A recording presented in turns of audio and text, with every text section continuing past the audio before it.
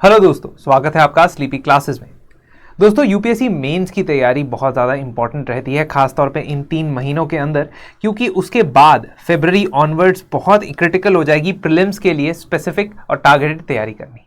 दोस्तों, इन 3 महीनों के अंदर आपने कुछ स्किल्स डेवलप करने होते हैं, जिसमें सबसे बड़ा स्किल होता है आंसर को डेवलप करने का स्किल। बहुत सारे स्टूडेंट से मैं बात करता हूँ, बहुत सारे स्टूडेंट्स हमसे डाउट पूछते हैं कि सर हमें आंसर के बारे में या क्वेश्चन के बारे में जानकारी तो होती है, लेकिन हम उसे 150 वर्ड्स 250 वर्ड्स के अंदर नहीं समेट पाते। कई बार जानकारी एक्सेस होती है कि बहुत ज़्यादा पॉइंट्स पता है, लेकिन उस टाइम पे वो पॉइंट्स याद नहीं आते हैं। कई बार ऐसा होता है कि आपके पास जितने वर्ड्स है उतना कंटेंट ही नहीं होता। इन सभी प्रॉब्लम्स को टैकल करना बहुत ज़्यादा मुश्किल है। फॉर एग्जाम्पल, अगर आप ये मेंस का क्वेश्चन देखते हैं या मेंस के प्रीवियस ईयर क्वेश्चंस का एनालिसिस करते हैं, उसमें इंटरनेशनल रिलेशंस को देखें। इंटरनेशनल रिलेशंस एक ऐसा टॉपिक है जिसमें से हर साल 4 क्वेश्चंस पूछे जाते हैं। फिक्स्ड नंबर ऑफ क्वेश्चंस है, 50 मार्क्स का ये आपका आता है। So out of 250 marks in GS2 आपको 50 मार्क्स का इंटरनेशनल रिलेशंस के 4 क्वेश्चंस को आंसर करना होता है।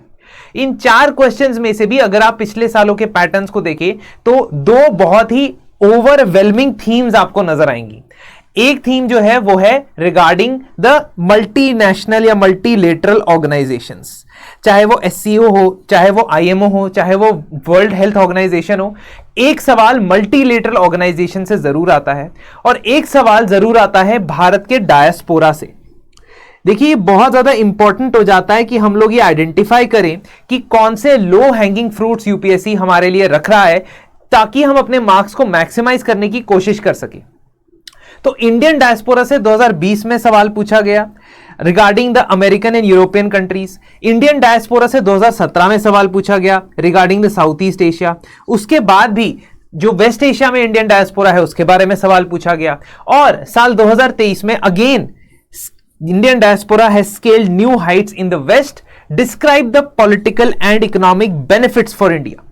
Now if you think about this question, ये है तो एक ही टॉपिक से, लेकिन इसमें इस क्वेश्चन को एड्रेस करने के तरीके अलग अलग हैं।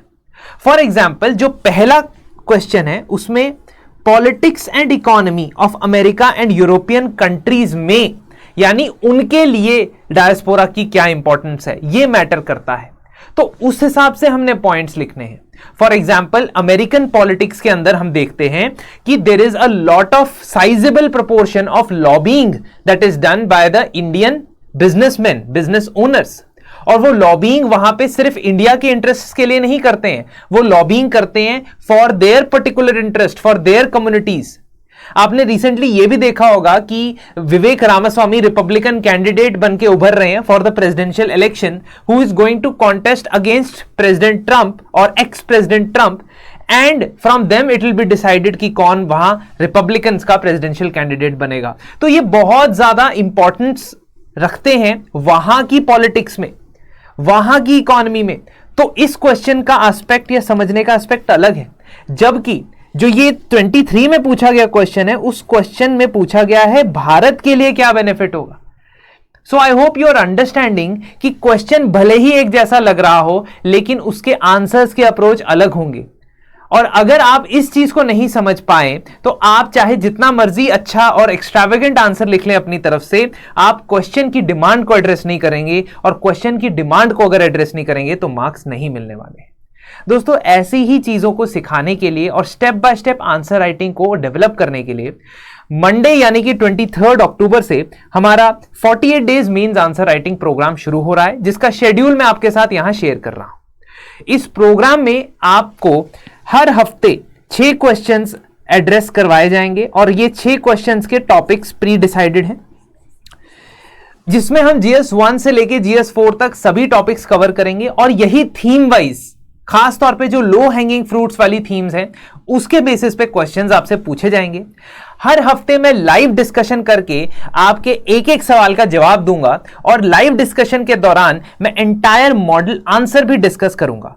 आपके ये क्वेश्चंस, जो लिखे हुए क्वेश्चंस होंगे, वो इवैल्यूएट किए जाएंगे with in 24 to 48 hours of you submitting them. और इवैल्यूएशन भी कॉम्प्रिहेंसिव रहेगा, कि ऐसा नहीं कि बस आपको बता दिया गुड, बैड, अगली, है ना, ऐसे नहीं, प्रॉपर कॉम्प्रिहेंसिव इवैल्यूएशन आपको मिलने वाला है। तो ये प्रोग्राम हमारा मंडे से शुरू हो रहा है और ये 16 दिसंबर तक चलेगा।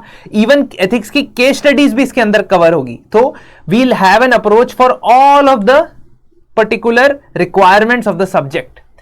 तो दोस्तों इसी तरीके से अगर आप डेवलप करना चाहते हैं अपने आंसर राइटिंग स्किल को और बेसिक से लेके एडवांस लेवल तक पहुंचना चाहते हैं, बेसिक मतलब कि अभी मेरे पास टाइम लिमिट ना होने के बाद भी मैं आंसर लिख सकूं, इतना स्किल डेवलप हो जाए, उसके बाद मैं एक लिमिटेड टाइम पीरियड में एक डिसेंट आंसर लिख सकूं, and third level will be उसी लिमिटेड टाइम पीरियड में मैं एक अच्छा या अबव एवरेज आंसर लिख सकूं।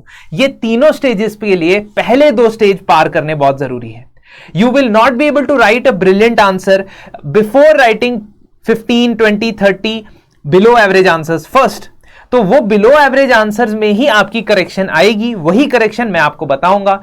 इस प्रोग्राम के अंदर एनरोल करने के लिए आप हमारी ईमेल आईडी पे कांटेक्ट कर सकते हैं, हमें कॉल कर सकते हैं। लिंक भी मैं शेयर कर दूंगा डिस्क्रिप्शन में, जहां पे आप क्लिक करके इसे एनरोल कर सकते हैं।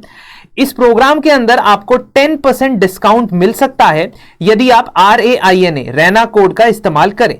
तो अब आपके पास आज का दिन है जिसमें आप इसमें एनरोल कर सकते हैं, कल से आंसर राइटिंग स्टार्ट कर सकते हैं और आपके जो नेक्स्ट 48 डेज होंगे वो आपके बेसिक स्किल को डेवलप करने में लगेंगे, और ये मैं आपको दावे के साथ कह सकता हूं।